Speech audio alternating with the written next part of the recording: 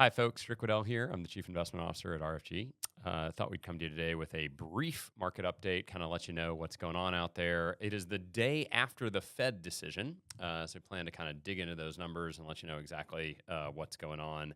S&P 500 right now at 5715. That is up about 1.7% for the day.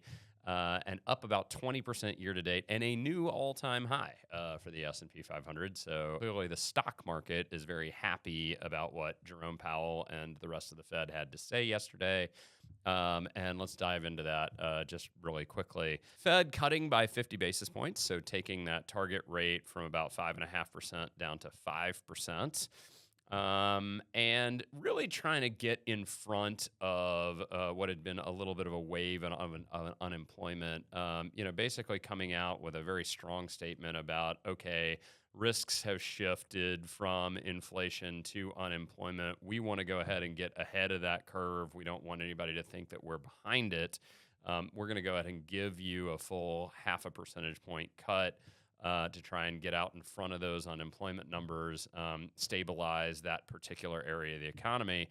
However, Powell did say in his commentary that, look, this 50 basis point reduction or 0.5% reduction that you saw today, don't necessarily, get the idea that that is the similar size hike that you are going to see for the remainder of this sort of easing cycle.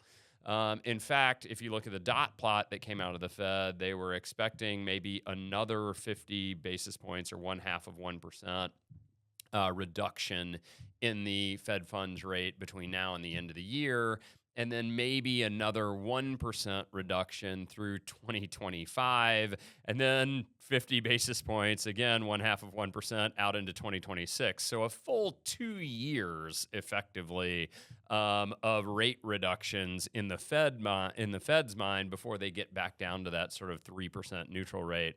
And I would just remind everybody that, it's hard to predict interest rates more than 6 months out.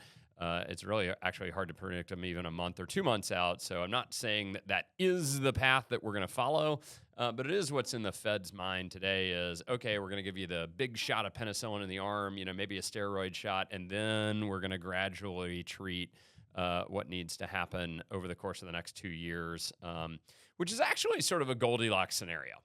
You have the Fed effectively saying, hey, we see it. We see the unemployment. We feel like the risk paradigm has shifted. We're going to get out in front of it, but it's not such a problem. There's not a crisis on the horizon. And so after this initial dose, we're going to let you do a gradual treatment plan over time. And the market is obviously reacting very positively to that messaging of, okay, we see it, risks have shifted, we're getting out in front of it, et cetera.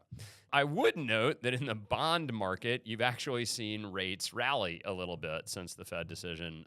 Bond yields on the 10-year moving from about 3.6 to about 3.75%. And that's really, I think, in response to the length of time over which the Fed is talking about returning to neutral rates.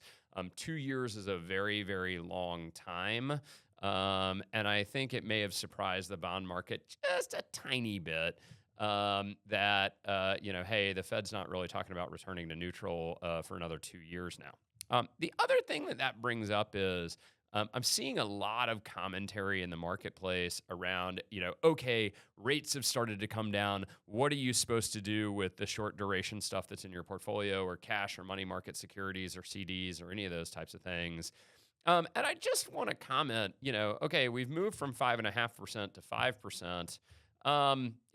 Last I checked, the 10-year Treasury is still at that 3.75% number. 5 is greater than 3.75. So there's a lot of articles, there's a lot of news, there's a lot of wah out there about, okay, the yield is getting lower on these cash instruments. Now is the time to do something else with the cash. Just point out that 5% is still a pretty attractive yield if you were in those cash securities before. Based on the Fed's commentary, those yields are still going to be high for quite some time relative to the rest of the bond market. In our mind, the real reason to add duration into the portfolio is to pick up that safety of what happens if the soft landing is maybe a little harder than you might expect. And that is one of the reasons why we believe that you should always have at least a little bit of duration in your portfolio to act as that parachute. So with that, as always, if you have any questions, please feel free to reach out to myself or to your advisor. Look forward to talking to you again soon, and I hope you're having a great week.